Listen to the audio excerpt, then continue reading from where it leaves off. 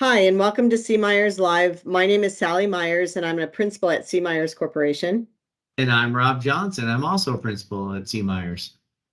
So today we're going to talk about liquidity. Of course, it is a very hot topic.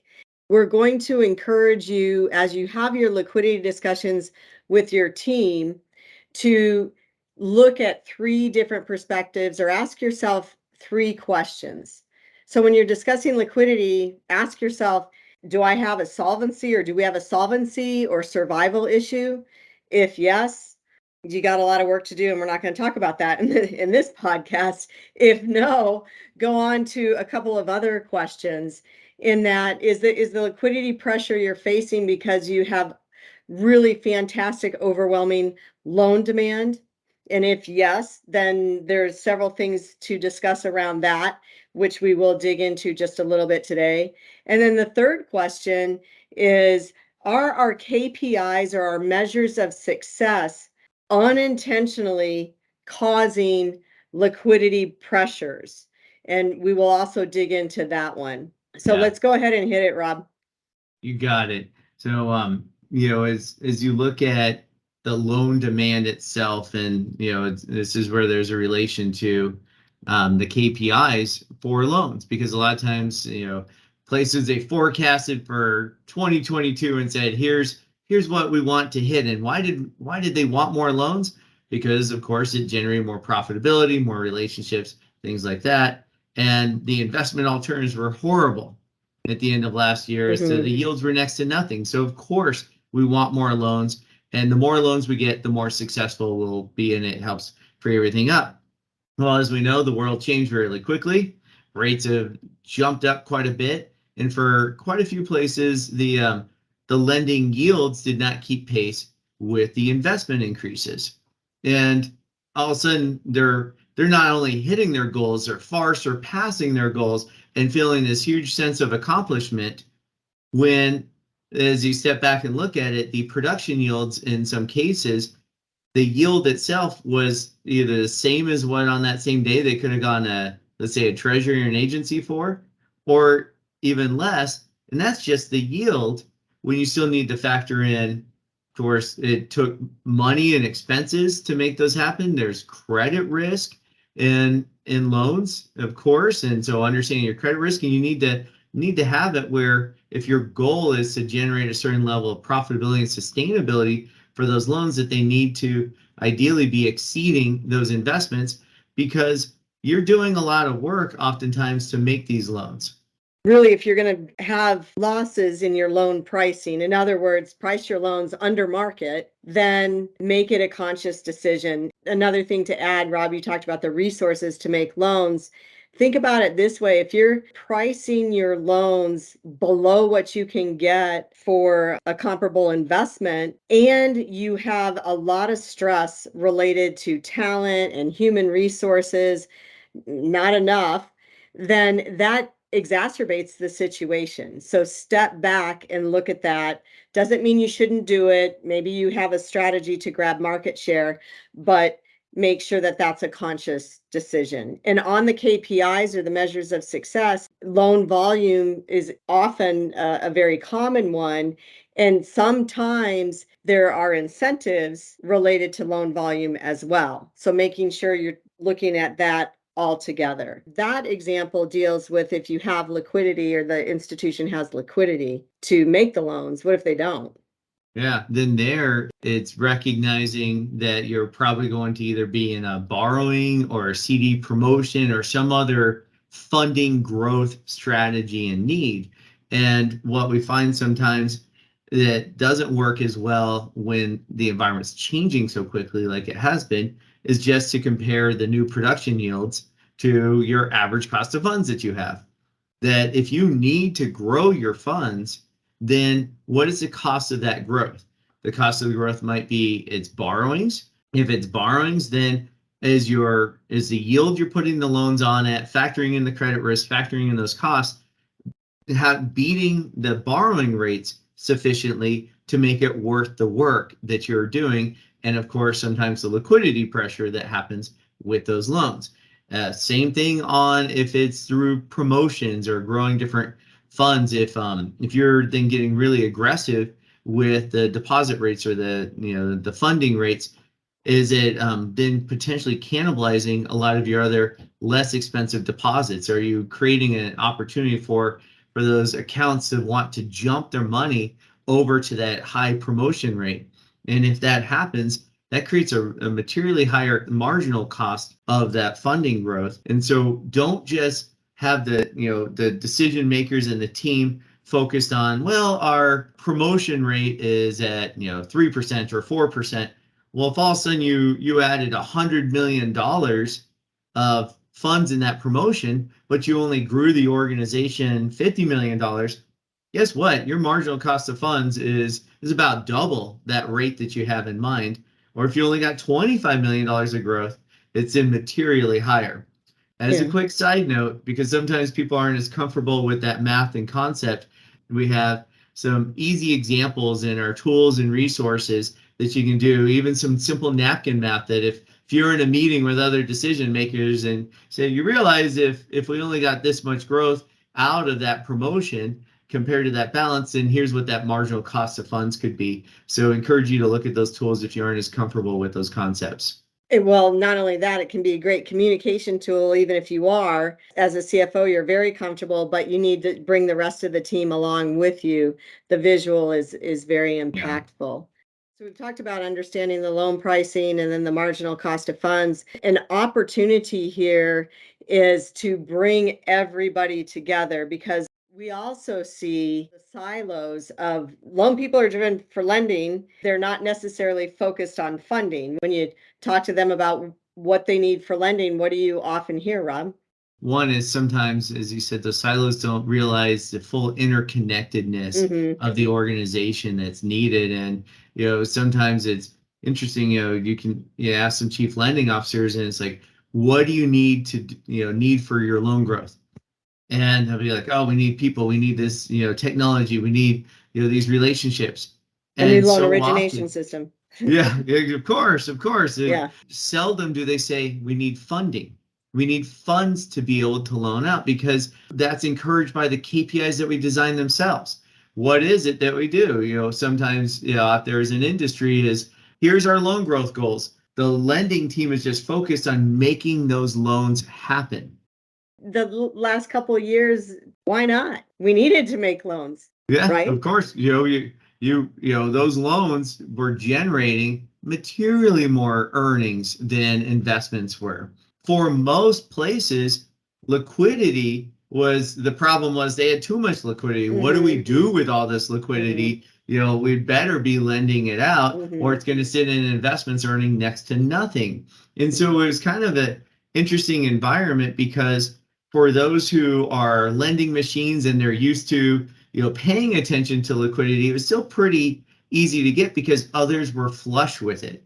Mm-hmm. Now, when it's more of a systemic issue, that Mm-hmm. starts to really change those who are experienced with it as to how much more difficult it might be to get it.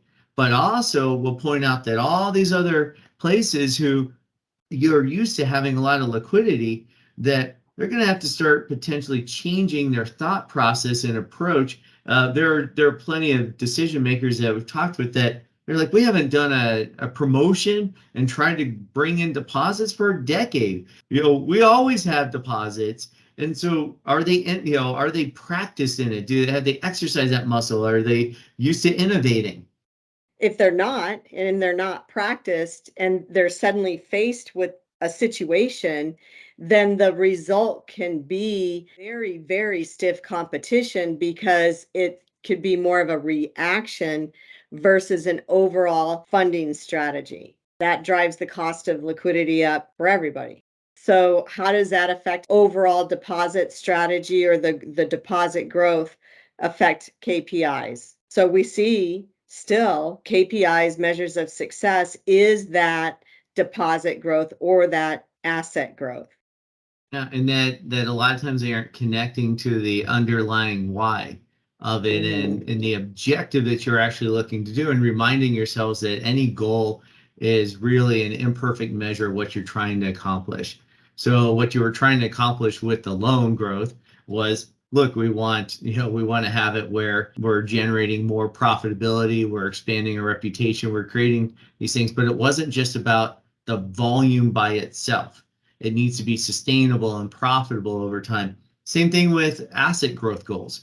That most asset growth goals, the growth in the assets was through, look, we're trying to grow more scale and more funding, and ideally more inexpensive funding, so that it can help the organization continue to expand.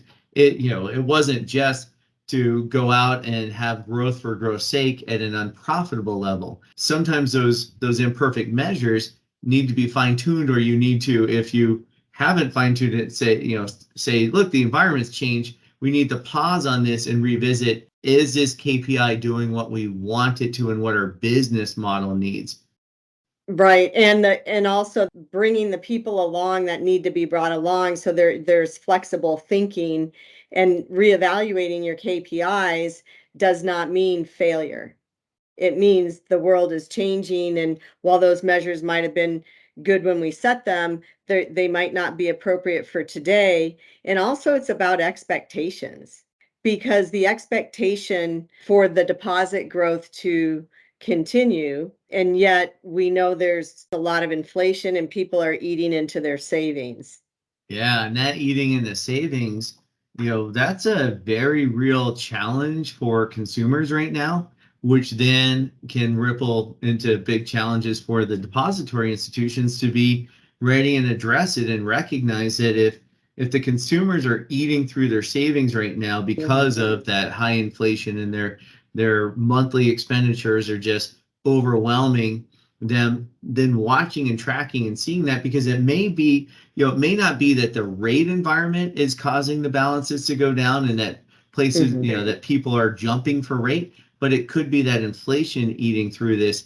And that is a topic we're not going to spend a lot of time on right now, but there's a lot of work that, easy things that you can do from a business intelligence perspective to watch and ask additional questions on it. But the other thing that some really simple numbers can do, and it doesn't take a lot of hard work on the business intelligence side, that's going to create some challenges for liquidity, is really watching the average balance per deposit. The average balance per deposit, of course, skyrocketed the last couple of years for all the different economic reasons that hopefully you're very familiar with. Well, the question is, as you look at this, did that become the new norm, having all that extra average balance? Or are we now in a situation where that's going to start to be driven down? And so one of the things you can do is look at your trend lines of historically what was happening to the average balance, to get a feel for, the experience of what people normally were holding, and then look at what is your average balance compared to that. And we're finding in many organizations that differential on the average balance may be over 20%. And what that does is you could actually have it where you're really successful growing a lot of quality accounts this next year. Think of it when you're setting your Mhm. KPIs for next year. You could have a lot of success growing all these great accounts, and you grew 8% in those. But your average balance per account for the organization, because of these things we're building, dropped 12%. Then mathematically, you wind up having your total deposit balances shrinking. And so we did caution about this challenge to the industry also in a blog and podcast in May of 2021. So if you want to go through a little bit more of some of the math examples of some things to be thinking about, that's a really helpful resource to help you look at approaching this. Yes. And how long is this pressure going to last? Well, and Sally, no, what is and the answer yeah, there? nobody Tell really us. knows the answer to that. And so it's critically important, setting aside the speed with which this changed, and some people were not prepared for it, is making sure that you're practicing overall from a business model perspective. You need sustainable sources of funding that are affordable in order to do the things that you want to do, especially if you're into lending. When we're talking about affordable, sustainable sources of deposits, each institution needs to answer for themselves, is that what a CD is? Or what does sustainable funding that's affordable look like for your organization, not just in the short term, but in the long run? I think walking through, something we've talked about a lot is really test driving some different scenarios of what could happen in the future, helping paint some different pictures of some longer term pressures. Because if Mhm. you see those longer term pressures, that old saying, necessity is the mother of invention, is Mhm. then that can encourage more people to start generating ideas as to, well, how could you solve it? What would you do? And wouldn't it be great to come up with some more innovation as to different funding sources, different things that you could do, that if the longer term liquidity problem occurs, then you're ready. But if it doesn't, it's probably still a helpful thing to potentially do and to know and understand. So use this as an opportunity to come up with some new ideas, to test some things out, think through it, and get more of the team involved from different angles. And I think that's such a solid point because while people might be fighting today's fire, it's important to do exactly what you just said and not pay attention to what could be smoldering.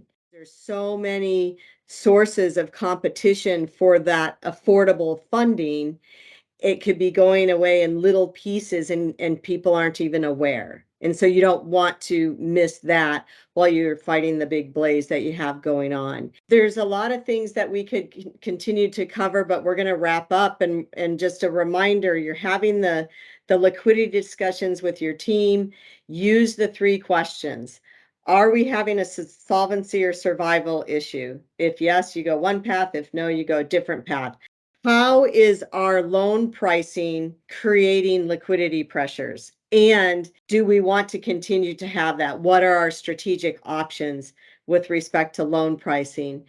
And then constantly reevaluating your measures of success and your KPIs to go back to number one.